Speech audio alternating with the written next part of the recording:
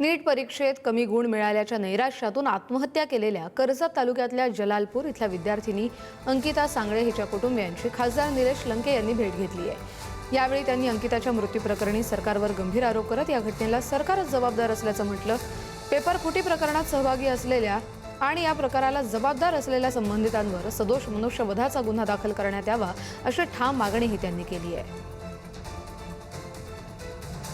मुलीने suicide note लिहून ठेवली। त्या नोटमध्ये उल्लेख केला की ही घरची परिस्थिती, नीट परीक्षा पहिला पेपरमध्ये ज्यावेळेस पेपर फुटी झाली, नंतरच्या पेपरमध्ये तिला कमी मार्क पडल्यामुळे आत्महत्या केली। या आत्महत्या करण्यात जबाबदार कोण जर असेल तर ज्यांनी पेपर फुटीमध्ये ज्यांचा रोल होता, ज्यांचा संबंध आला, त्या सगळ्यांवर मनुष्यवधाचा गुन्हा दाखल झाला पाहिजे ही आमची प्रामुख्याने मागणी आहे। ज्या ज्या मुलांनी आत्महत्या केली त्या मुलांना शासनाने भरीव अशी मदत केली पाहिजे।